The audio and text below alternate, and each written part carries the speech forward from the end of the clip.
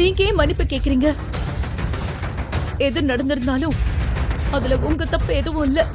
கண்ணு, உன்னால என் பேரன் விக்ரம மாத்த முடிஞ்சா நீ ஆசைப்பட்ட மாதிரியே உன்னை ஒரு டாக்டர் ஆக்குறேன்னு நான் சத்தியம் செய்யறேன். இதை கேட்டதும் நட்சத்திராவின் கண்களில் ஒரு புதிய நம்பிக்கை பிறந்தது. சீக்கிரமே எங்க டிசைனர் கிட்ட சொல்லி உனக்கு பிடிச்ச மாதிரி புது ட்ரெஸ் ரெடி பண்ண சொல்றேன். அது வரைக்கும் உன்னோட பாட்டியும் மாமாவும் உனக்காக சில துணிகளையும் மற்ற பொருட்களையும் அனுப்பி வச்சிருந்தாங்க. அதையெல்லாம் இந்த ரூம்லயே வச்சிருக்கோம். அத பாருமா, உனக்கு தேவையான மாதிரி நீயே அதை அடுக்கிக்கலாம் என்றார். தாத்தா சொன்னதை கேட்டதும் நட்சத்திராவுக்கு பெரும் நிம்மதி ஏற்பட்டது. அப்பாடா, இந்த வெயிட்டான சாரியை இதுக்கு மேல கட்ட வேணாம் என்று நினைத்தவள் மெல்ல புன்னகைத்தாள். தாத்தா அவளை ஓய்வெடுக்கச் சொல்லிவிட்டு அறையிலிருந்து வெளியேற தயாரானார். ஆனால் வாசலுக்கு சென்றவர் மீண்டும் திரும்பி வர ஒரு வேண்டுகோள் வைத்தார். நாம பேசின விஷயத்த பத்தி நிதானமா யோசிச்சு பாருமா. என்னோட யோசனை உனக்கு பிடிச்சிருந்தா உனக்கு நான் முழுசா சப்போர்ட் பண்ணுவேன். நீ என்ன முடிவெடுத்தாலும் என்கிட்ட எதை கேட்டாலும் அதை நான் செய்வேன். உன்னோட முடிவுக்காக நான் வெயிட் பண்றேன் என்று மென்மையான குரலில் சொல்லிவிட்டு சென்றார். தாத்தா சென்ற பிறகு நட்சத்திரா சிறிது நேரம் அங்கேயே அமைதியாக அமர்ந்திருந்தாள். ஏதோ ஒரு ஆழ்ந்த சிந்தனையில் இருந்தவளின் பார்வை அறையின் மூலையில் இருந்த தாத்தா சொன்ன அவளது பையின் மீது விழுந்தது. ஆவலோடு அந்த பையை திறந்தாள். அதற்குள் புத்தம் புதிய ஆடைகள் அழகாக அடுக்கி வைக்கப்பட்டிருந்தன. அதை பார்த்ததும் அவளுக்கு தன் பழைய நினைவுகள் அலைமோதின. இது அன்னைக்கு ஊர்ல மனோரமா அத்தை தைச்சு கொடுத்த அதே ட்ரெஸ்ல என்று வியந்தவள் அந்த துணிகளை ஒவ்வொன்றாக தடவி பார்த்தாள். அந்த துணிகளின் வாசம் அவளுக்கு தன் குடும்பத்தோடு இருந்த அந்த சந்தோஷமான நாட்களை நினைவுபடுத்தியது. தன் சொந்த மாமா மகளின் திருமண செய்தி கேட்டதுமே நட்சத்திராவிற்கு மகிழ்ச்சி தாங்கவில்லை. பாட்டி, எனக்கு புது ட்ரெஸ் வேணும், கல்யாணத்துல நான் ரொம்ப அழகா இருக்கணும் என்று அடம் பிடித்து 3-4 புது ஆடைகளை வாங்கினாள். பழைய நினைவுகளால் நட்சத்திராவின் கண்கள் மீண்டும் குளமாகின. விம்மி விம்மி அழுதவள் ஒரு வழியாக தன்னை தேற்றிக்கொண்டு குளியலறைக்குச் சென்றாள். முகம் கழுவி புத்துணர்ச்சி பெற்ற பிறகு தன் பாட்டி ஆசையாக அனுப்பி வைத்த அந்த ஆடைகளில் ஒன்றை அணிந்து கொண்டாள். கண்ணாடியில் தன் உருவத்தை பார்த்தபோது அவள் பார்வை கழுத்திலிருந்த தாலியின் மீதும் வகிட்டிலிருந்த குங்குமத்தின் மீதும் விழுந்தது. இதை இப்பவே அறுத்து எறியணும், இந்த குங்குமத்தை அழிச்சிடணும், இது எதுவுமே எனக்கு தேவையில்லாதது என்று அவள் தனக்குள்ளேயே ஆத்திரமாக சொல்லிக் கொண்டாள். அவளுக்குள் ஒரு வேகம் பிறந்தாலும் ஏதோ ஒரு இனம் புரியாத உணர்வு அவளை தடுத்தது. இல்ல நட்சத்திரா, இப்போதைக்கு இது எதுவும் பண்ணாத என்று அவளது மனம் அவளை எச்சரித்தது. கடைசியில் அந்த எண்ணங்களை ஒரு புறம் ஒதுக்கி தள்ளிவிட்டு மெல்ல கட்டிலில் சாய்ந்தவள் அப்படியே ஆழ்ந்த உறக்கத்திற்குள் போனாள். இன்னொரு பக்கம் வீட்டிலிருந்த அந்த 4 இளைஞர்களும் தங்கள் அறையில் அமர்ந்திருந்தனர். விக்ரமின் பேச்சால் அவர்கள் மன வருத்தத்தில் இருந்தனர். அந்த சூழலை சரி செய்ய விஷால் மெல்ல பேசத் தொடங்கினான்.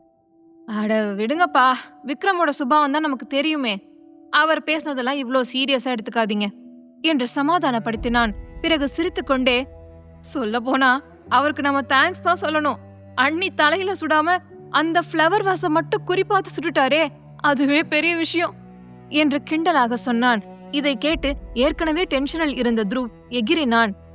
அது எங்களுக்கு நல்லாவே தெரியும்டா, அதனாலதான் கொஞ்சம் யதார்த்தமா இருடான்னு திரும்ப திரும்ப விக்ரம் கிட்ட சொல்றோம்.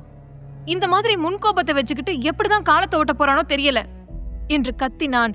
அதற்கு ஆகாஷ், ஏன் நீங்களாம் சின்ன வயசுல இருந்தே அவர் கூட தானே இருக்கீங்க, இவ்ளோ நாளாகியும் அவரோட பழக்கத்தை உங்களால கூட மாத்த முடியலையா என்று ஆதங்கப்பட்டான். ஷங்கர் அதற்கு அமைதியாக பதில் சொன்னான்.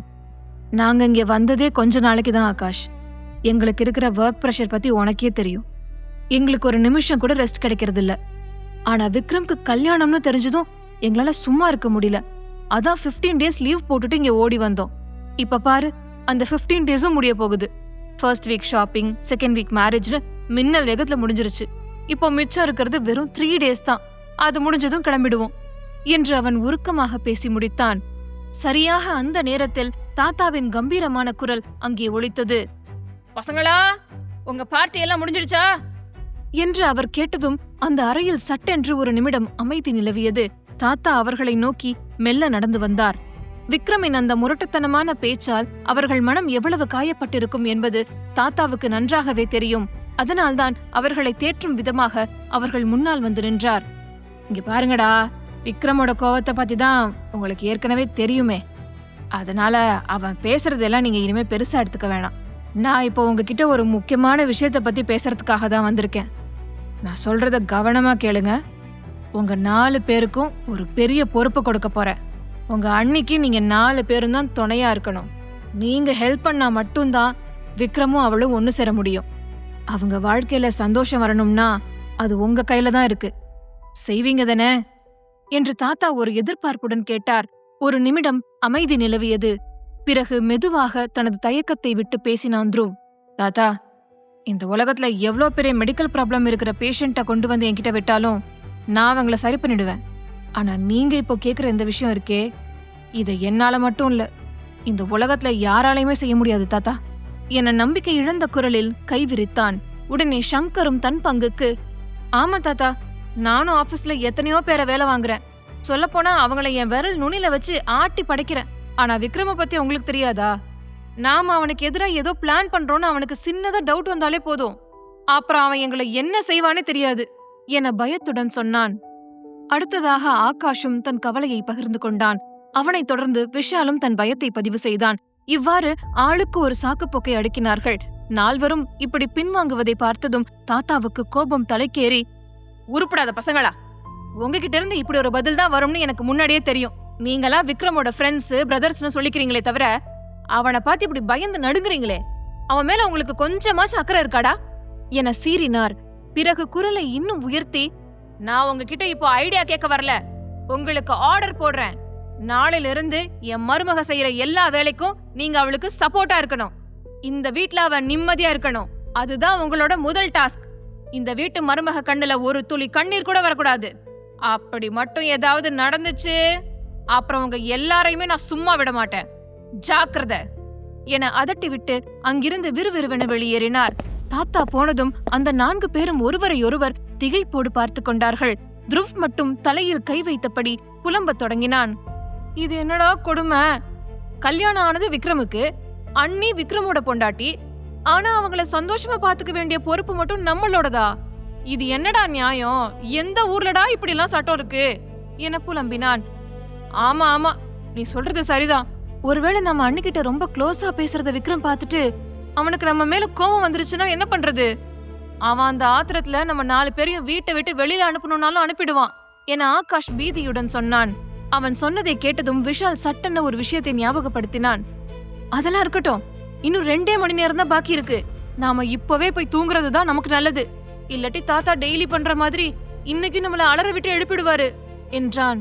உடனே சங்கர் பெரிய கொட்டாவி விட்டபடியே, ஆமா ஆமா, நான் அதை சுத்தமாவே மறந்துட்டேன்.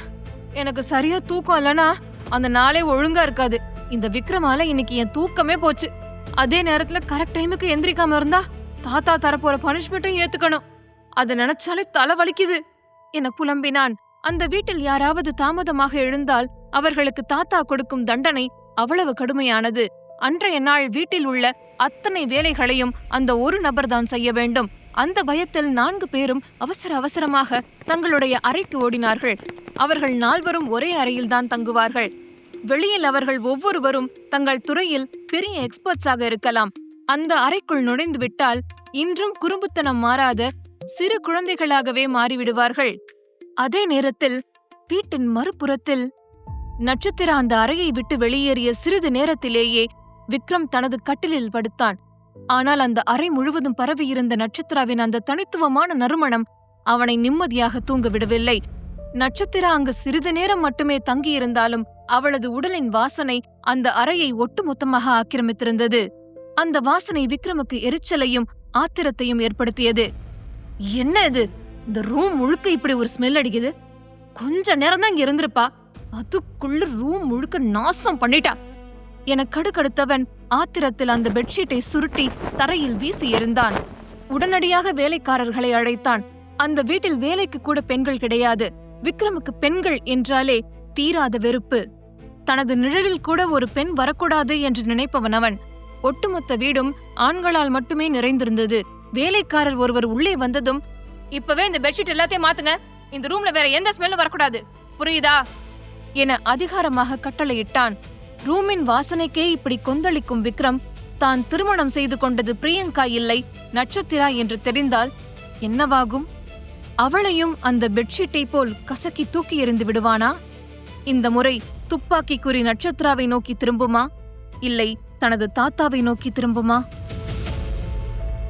முழு கதையையும் கேட்டு மகிழ பாக்கெட் FM ஆப்பை டவுன்லோட் செய்யுங்கள். லிங்க் டிஸ்கிரிப்ஷனில் கொடுக்கப்பட்டுள்ளது.